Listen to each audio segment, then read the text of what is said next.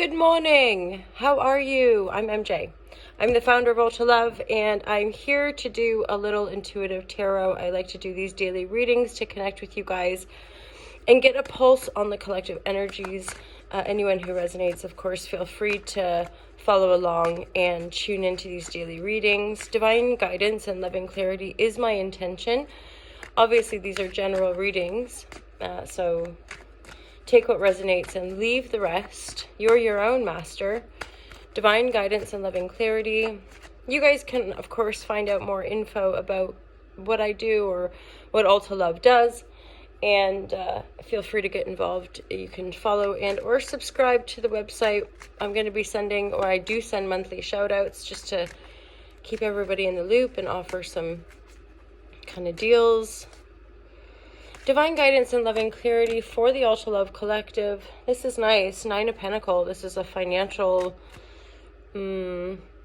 grounding, I'm hearing. This is kind of like hard work paying off.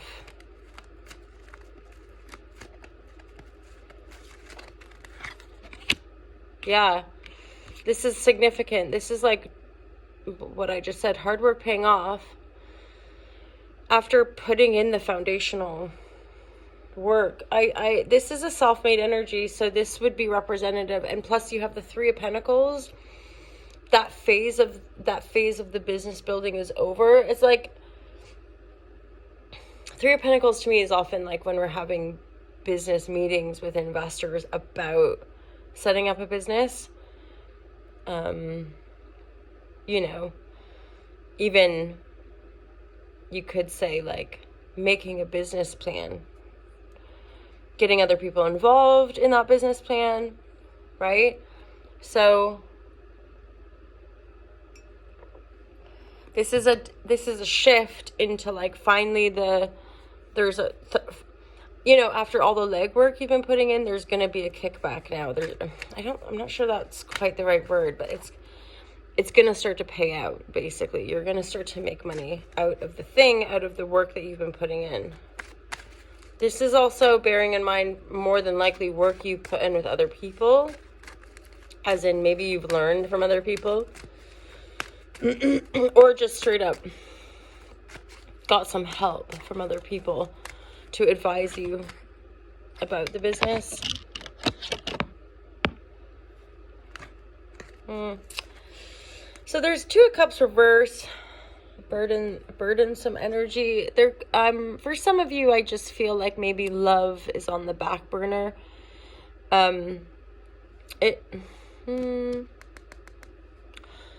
Yeah, that's the central energy. Love is on the back burner. So like whether you're single or whether you're partnered, being single, you're happily focusing on your single vibe and obviously focusing on your business.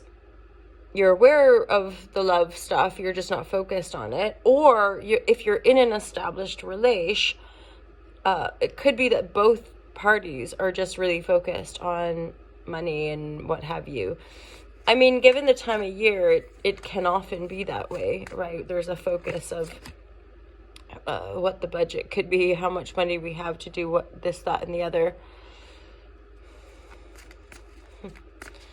It's funny, the Lovers card comes in, as I say, you're not really focused on love.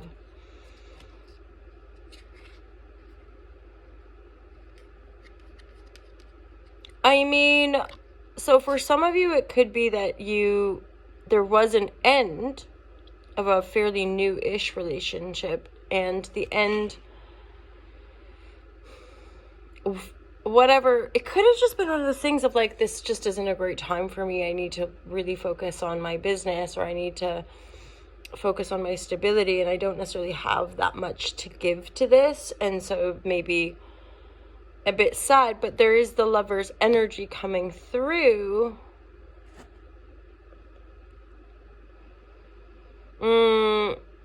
These energies do come up from time to time when I read cards. It's like you're not going to see it coming.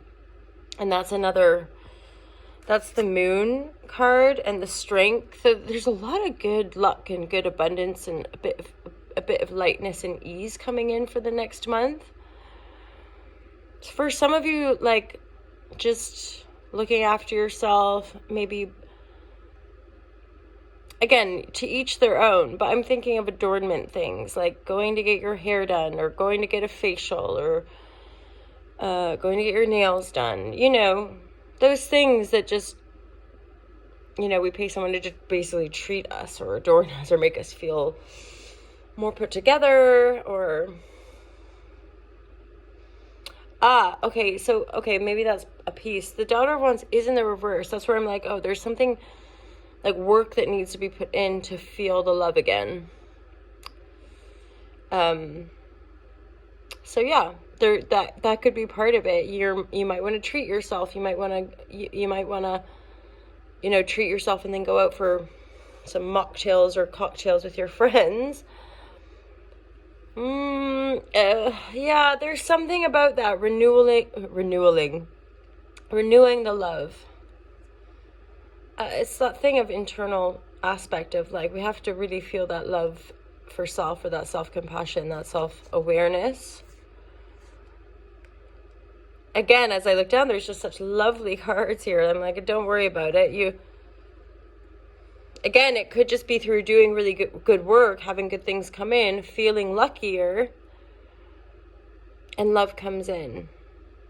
Yeah, that feels more accurate, actually. Like you're just, for more of you, I would say you are independent, you are single. You've put the idea of love and romance and relationship on the back burner. And then it's kind of saying like, once you, I guess, establish that sustainability or that profitability with the business side of things, then you might start to invest in yourself and, I don't know, get into a new thing or, yeah.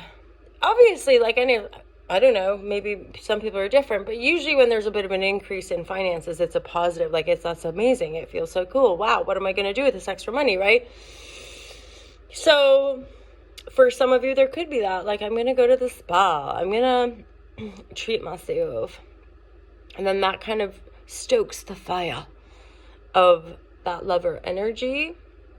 And I do with the moon there, strength. There's definitely a little bit of a hint of romance coming through.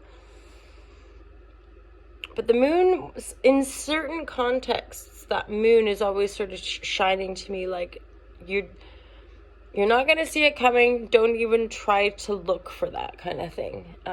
Sometimes I get that. I think different readers are obviously different. But sometimes I get that when people ask about like people who are not well, like people that are sick in their world or in fact people that could be dying.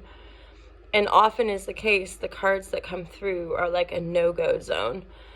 And I think that's very unique to different readers because in no way am I psychic and I don't, like some people like see people beyond the veil, right? Like some people have those certain extrasensory gifts and I've never had that. And I do talk to people about that I'm not a psychic, I'm intuitive. And tarot as an esoteric tool is a really like cool way to have an insight. But you have to trust the intuition, right? You have to really be. Plus, some of you know this too, but like I don't actually use tarot as a tool for myself anymore. I used to, but for some reason, like when I started to read for other people, I don't know. Like it's like the cards. I didn't. Basically, I pay other people to read for me, and I would.